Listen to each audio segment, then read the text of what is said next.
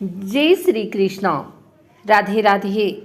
आइए सुनते हैं शफला एकादशी व्रत कथा। मोक्षदा एकादशी की व्रत कथा को सुनकर अर्जुन ने प्रसन्न होते हुए कहा, हे कमलनयन, मोक्षदा एकादशी की व्रत कथा सुनकर मैं धन्य हो गया।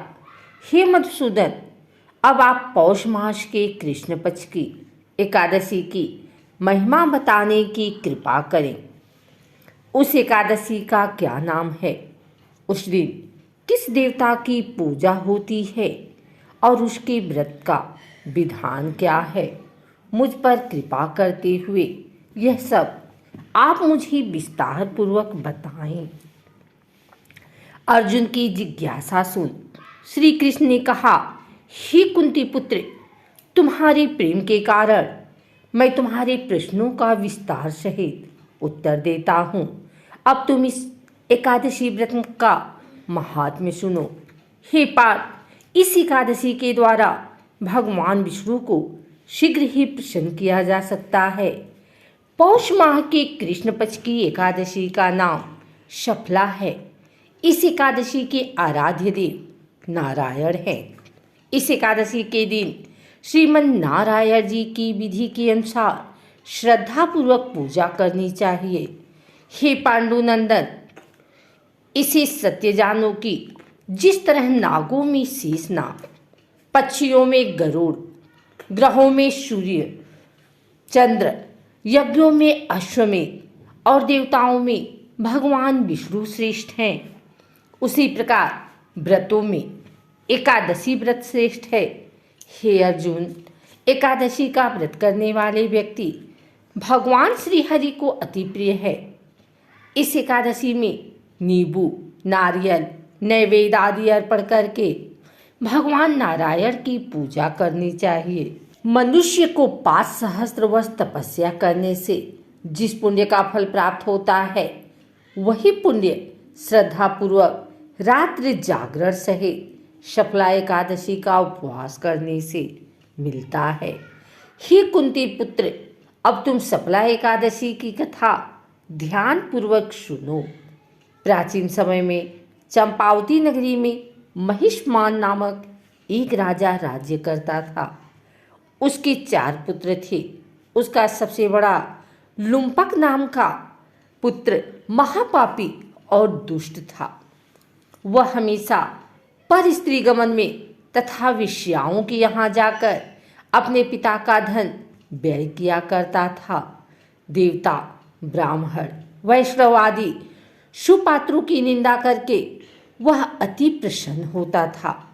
सारी प्रजा उसके कर्मों से बहुत दुखी थी, परंतु युवराज होने के कारण सब चुपचाप उसके अत्याचारों को सहन करने को विवश थे और किसी में भी इतना साहस नहीं था कि कोई राजा से उसकी शिकायत करता, परंतु बुराई अधिक समय तक पर्दे में नहीं रहती। एक दिन राजा महिष्यमान को लुम्पक के कुकर्मों का पता चल ही गया। तब राजा अत्यधिक क्रोधित हुआ और उसने लुम्पक को अपने राज्य से निकाल दिया। पिता द्वारा त्यागते ही लुम्पक को और सभी ने त्याग दिया। अब वह सोचने लगा कि मैं क्या करूं, कहाँ जाऊं। अंत में उसने रात्रि को पिता के राज्य में चोरी करने की ठानी।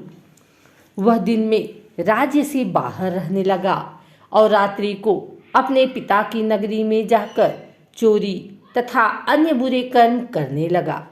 रात में वह जाकर नगर के निवासियों को मारता तथा कष्ट देता। वन में वह निर्दोष पशु पक्षियों को मारकर उनका भक्षण किया करता था।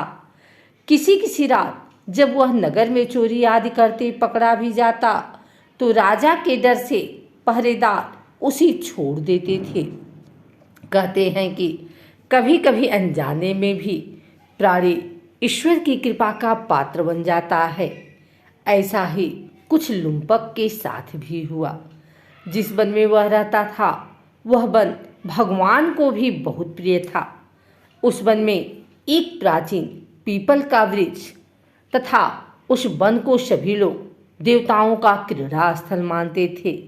वन में उसी पीपल के वृक्ष के नीचे महापापी लुम्पक रहता था। कुछ दिन बाद पौष मास के कृष्ण पक्ष की दशमी के दिन वस्त्रहीन होने के कारण लुम्पक तेज ठंड से मूर्छित हो गया। ठंड के कारण वह रात को सो न सका और उसके हाथ पैर अकड़ गए। वह रात बड़ी कठिनता से बीती, किंतु सूर्य के उदय होने पर उसकी मूर्छा नहीं टूटी। वह ज्यों का त्यों पड़ा रहा। सफला एकादशी की दोपहर तक वह पापी मूर्छित ही पड़ा रहा। जब सूर्य के तपने से उसे कुछ गर्मी मिली, तब दोपहर में कहीं उसे होश आया और वह अपने स्थान से उठकर किसी प्रकार चलते हुए वन में भोजन की खोज में फिरने लगा। उस दिन वह शिकार करने में असमर्थ था, इसलिए पृथ्वी पर गिरे हुए फलों को लेकर पीपल के वृक्ष के नीचे गया। तब तक भगवान सूर्य अस्तांचल को प्रस्थान कर गए थे। भूखा होने के बाद भी वह उन फलों को न खा सका, क्योंकि कहा तो वह नित्य जीवों को मारकर उनका मांस खाता था और कहाँ फल। उसे फल खाना तनिक भी अच्छा नहीं लगा। अतः उसने उन फलों को पीपल की जड़ के पास रख दिया और दुखी होकर बोला, हे ईश्वर, यह फल आपको ही अर्पण है, इन फलों से आप ही तृप्त हो। ऐसा कहकर वह रोने लगा और रात को उसे नींद नहीं आई। वह सारी रात रोता रहा। इस प्रकार उस पापी से अनजाने में ही एकादशी का उपवास हो गया। उस महापापी के इस उपवास तथा रात्रि जागरण से भगवान श्री हरि अत्यंत प्रसन्न हुए और उसके सभी पाप नष्ट हो गए। सुबह होते ही एक दिव्य रथ अनेक सुंदर वस्तुओं से सजा हुआ आया और उसके सामने खड़ा हो गया। उसी समय आकाशवाणी हुई, हे युवराज, भगवान नारायण के प्रभाव से तेरे सभी पाप नष्ट हो गए हैं। अब तू अपने पिता के पास जाकर राज्य प्राप्त कर। जब यह आकाशवाणी लुम्पक ने सुनी तो वह अत्यंत प्रसन्न होते हुए बोला, हे प्रभु, आपकी जय हो। ऐसा कहकर उसने सुंदर वस्त्र धारण किए और फिर अपने पिता के पास गया। पिता के पास पहुंचकर उसने सारी कथा पिता को सुनाई। पुत्र के मुख से सारा वृतांत सुनने के बाद पिता ने अपना सारा राज्य तत्क्षण पुत्र को सौंप दिया और स्वयं वन में चला गया। अब लुम्पक शास्त्रानुसार राज्य करने लगा। उसकी स्त्री, पुत्र आदि भी श्री विष्णु के परम भक्त बन गए। वृद्धावस्था आने पर वह अपने पुत्र को राज्य सौंपकर भगवान का भजन करने के लिए वन में चला गया और अंत में परम पद को प्राप्त हुए।